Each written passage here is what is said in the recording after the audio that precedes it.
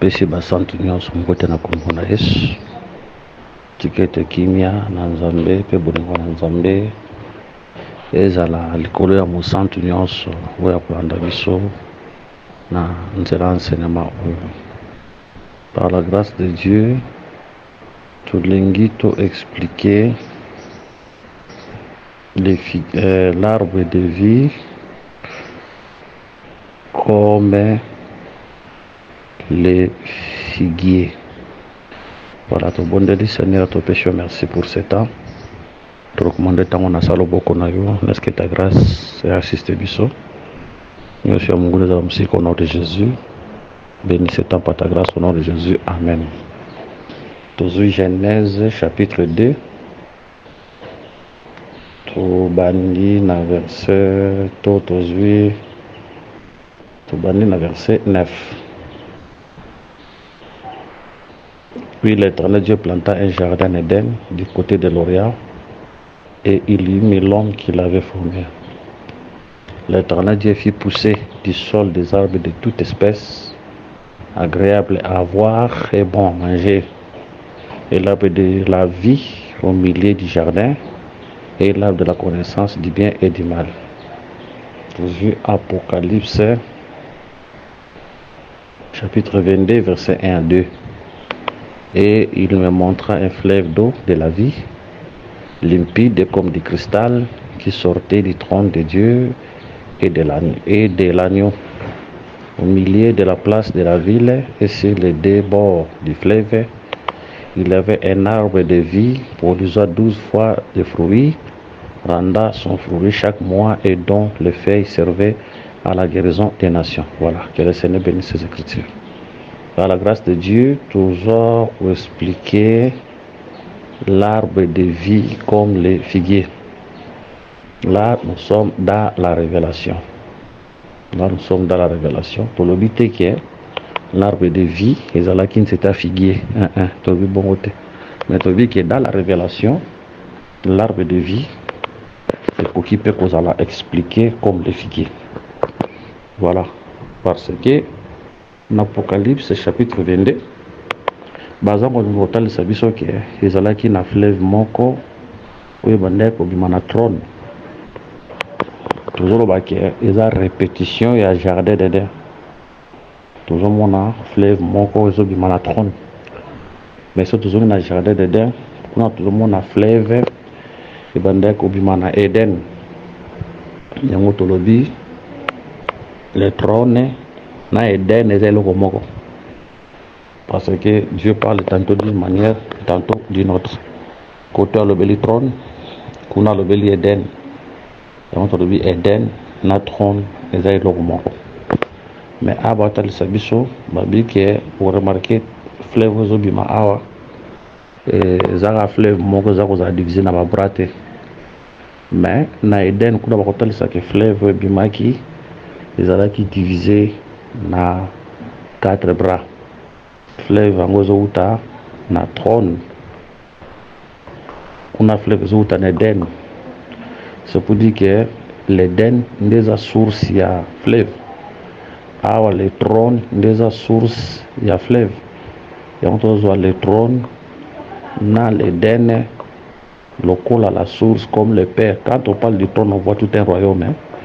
On voit un royaume. Et on te le dit, quand on parle du trône et l'Éden, on a toujours la source, le Père. Père Azamoko, mais le Fils, né Azokoya, na 4 faces. Azoya na 4 faces. On a remarqué, tout ça, on a Aaron Moko. Aaron Azamoko, mais Aaron Azobota 4 fils. Aaron Azamoko, mais Azobota 4 fils. Donc, un seul père, fils Pazamoko, mais tant fils Azoya na 4 faces. Comme le lion, comme le veau, comme l'homme, et comme le lion, comme le veau, comme le fils de l'homme, et comme le bœuf. Pour nous dire ça, Jésus-Christ, Wazali, le fils d'Abraham, c'est là veut dire le sacrifice. Genèse 22, tout le monde Isaac, bazomata na ngoma na papa na pour que nous sacrifier. papa azobima sacrificateur, Isaac le fils azobima sacrifice. Comme le fils de David, là tozomona Jésus comme le roi, Salomon comme le roi. Tant que nous le fils de l'homme, on a Jésus comme le juge. Selon, s'il vous plaît, selon Jean, s'il vous plaît, le temps que nous avons écriture, Jean chapitre 5, verset 27. Jean chapitre 5, verset 26. Car comme le Père a la vie à lui-même, ainsi il a donné au Fils,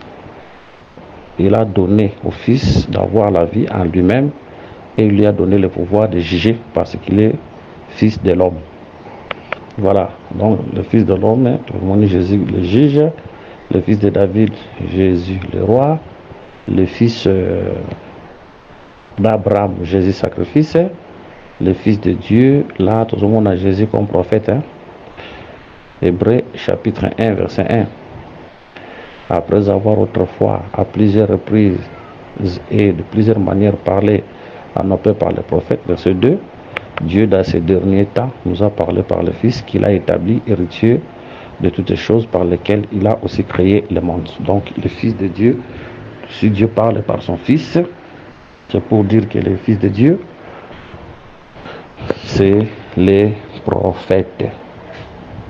Voilà, le Fils de Dieu, c'est les prophètes. Bon, je ne dis que le Fils de Dieu, c'est Dieu dans la chair.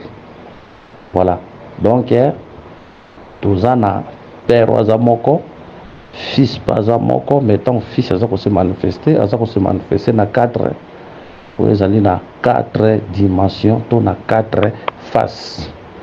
Mais attention, on a posé ce 22 ce fleuve et Zakaka Moko et c'est divisé.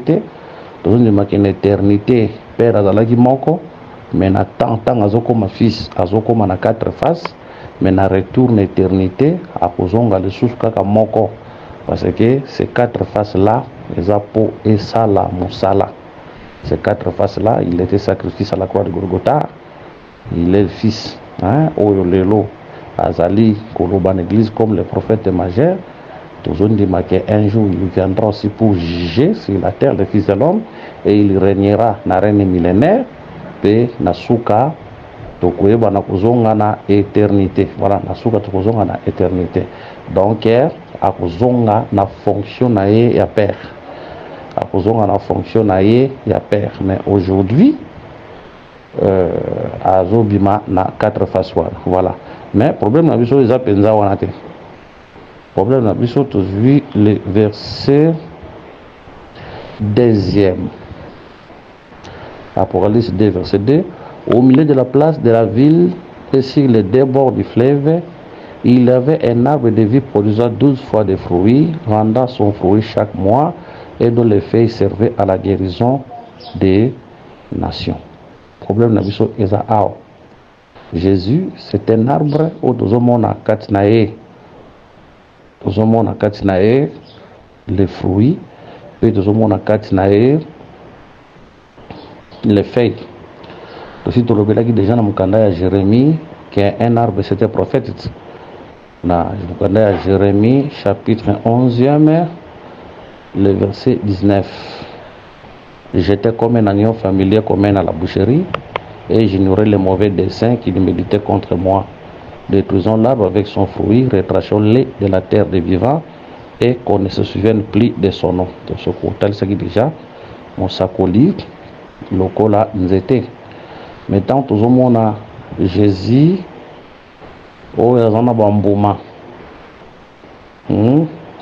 oyo azana na bakasa, et azana bambuma pesa na bakasa.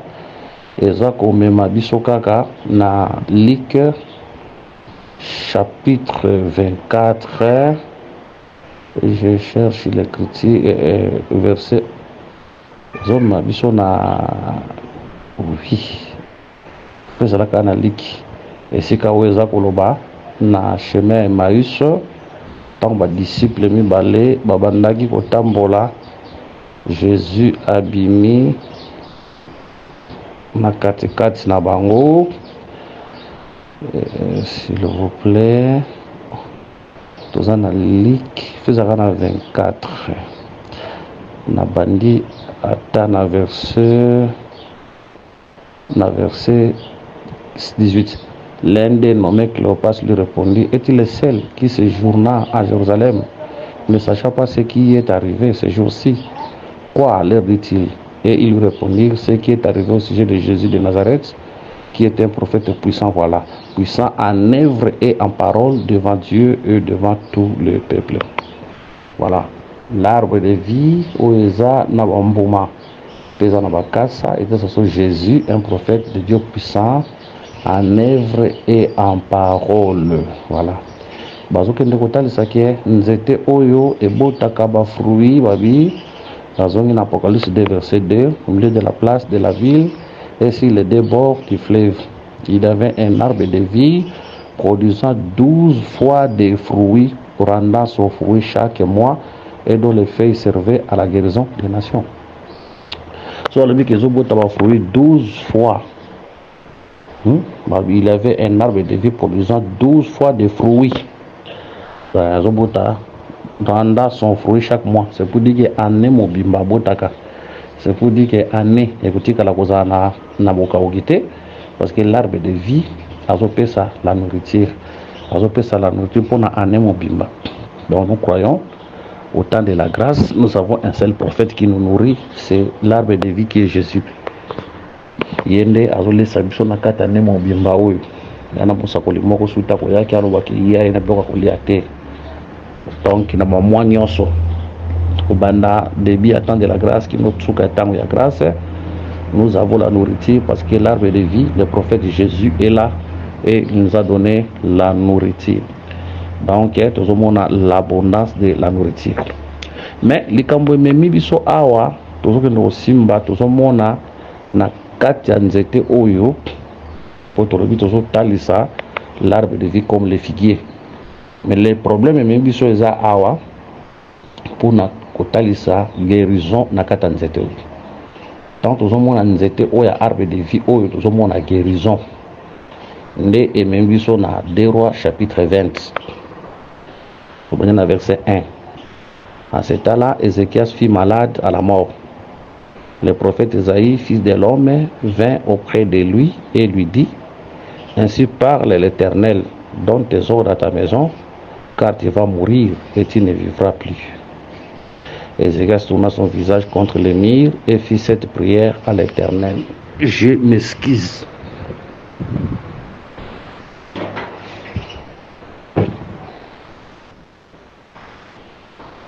Ok. Tout continuer lecture. Ézéchias tourna son visage contre le mur et fit cette prière à l'Éternel: ô Éternel, souviens-toi que j'ai marché devant ta face avec fidélité et intégrité de cœur, et que j'ai fait ce qui est bien à tes yeux. Et Ézéchias se répandit d'abondantes larmes. Ésaïe, qui était sorti, n'était pas encore dans la cour du millier lorsque la parole de l'Éternel lui fit adresser à ces termes: retourne, dit à Ézéchias, chef de mon peuple, ainsi parle l'Éternel, Dieu de David ton père. J'ai entendu ta prière, j'ai vu tes larmes. Voici, je te guérirai, le 3e jour tu monteras à la maison de l'Éternel. J'ajouterai toujours 15 années, je te délivrerai toi et cette ville de la main du roi d'Assyrie. Je protégerai cette ville à cause de moi et à cause de David, mon serviteur. Ésaïe dit: prenez une masse de figues. On l'a pris et on l'appliqua sur l'ulcère. Ézéchias s'est guéri. Ézéchias avait dit, voilà, que le Seigneur bénisse cette lecture. Donc, on suit une option dans 2 Rois chapitre 20, verset 1 à 7. Tolobi ke eloko ememi biso awa batali biso nzete wana arbre de vie et pesaka guérison. Nde tozoya komona un roi au nom d'Ézéchias azalaki malade. Vous remarquez, abandaki soko mata na maison de l'Éternel te. Parce que le Seigneur sait que le troisième jour, tu monteras à la maison de l'Éternel. Ça veut dire il était malade. Tozolo Baboé, c'est roi. Atali Sakape Adam. Bien que à Israël, on dit que c'est roi. Atali Sakape Adam. Il était roi. On dit que Adam et Den Azalagi roi. Pour le Seigneur, après ça qui est autorité dans le pouvoir. C'est pour dire qu'en Éden, Adam était roi. Mais, quand il y a Ézéchias maladie, malade, les autres sera le péché dans Adam. Parce qu'un jour, le Seigneur mangeait, buvait dans le publicain, les pharisiens, tout na pour nous mettre dans le le Seigneur a répondu, ce n'est pas le médecin qui a besoin de malades, mais ce sont les malades qui ont besoin du médecin. Par là, le Seigneur a comparé Bato Amabé, local là-bas malade, et Jésus comme le médecin. Le côté de Ézéchias na malade, c'est l'humanité déchue en Adam. L'humanité dans le péché na katia Adam. Pour son dimaquer, Ézéchias a demandé ce qu'on matin dans la maison de l'Éternel. Mais c'est que au Kobi capé le troisième jour on matin dans la maison de l'Éternel. Abanda qui qu'on matin dans la maison de l'Éternel. Les autres ils savent comment l'homme était chassé loin de la présence de Dieu. Et tel ça comment Adam après le péché, il est chassé loin d'Éden. Parce que Éden c'est ça la présence de Dieu, la maison de Dieu. Mais après le péché, Adam est chassé loin de la présence de Dieu. Mais tu as remarqué, le prophète Ézéchiel et le prophète Isaïe a deux fois. Mais le message, c'était le message de la mort. Balayami balé tangozoya azoya na message de vie. Il y a entendu mbara liboso ou Ézéchiel associé même le prophète le message de la mort dans Isaïe. C'est ça l'ancienne alliance, l'état où Dieu avait donné le message de la loi, le message de la condamnation, le message de ça qui vitait. Mais balayami balé toujours le temps de la grâce où le prophète Isaïe, donc toujours le temps de la grâce. Où le Seigneur a même le message de la grâce, le message de la restauration, le message de la paix. Mais le problème est que guérison ya Ézéchias et banda ko dépendre na nzete à figuier. Banda ko dépendre na nzete à figuier. Ah ba lobi boko zo une masse de figues. Mais na ba version mususu lokola darbi a lobi gâteau de figues.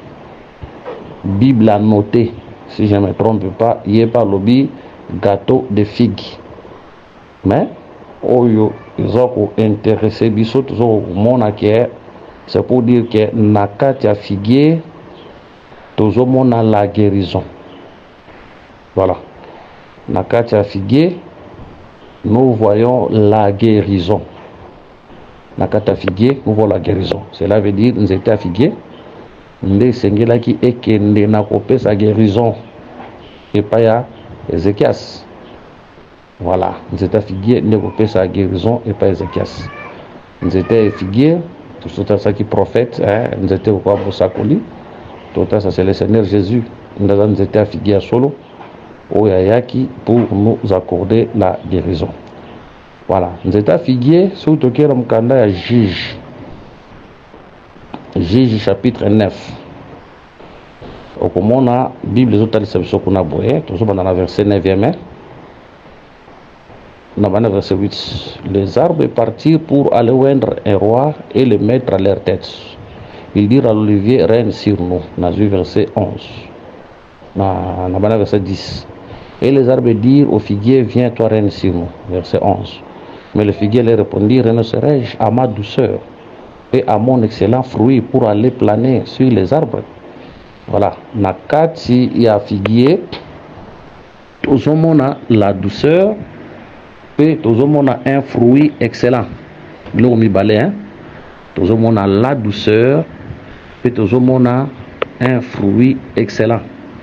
Voilà. C'est pour dire que Jésus, comme le figuier, toujours on a catiné la douceur. Puis tout le monde a excellence, il y a fruit naé. Voilà. Toujours et l'eau quoi liboso pour la douceur. Toujours dans mon Matthieu chapitre 11. Toujours verset 28, qui nous a verset 29, même la 30.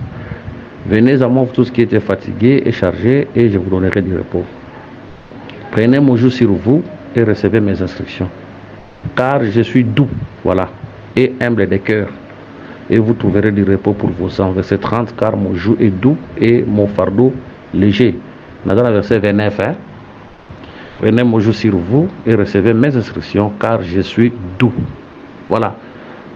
Figure à la douceur, c'est le Seigneur Jésus. Quand on parle de la douceur, on parle de la grâce. Pour la douceur, on parle de la grâce. Voilà.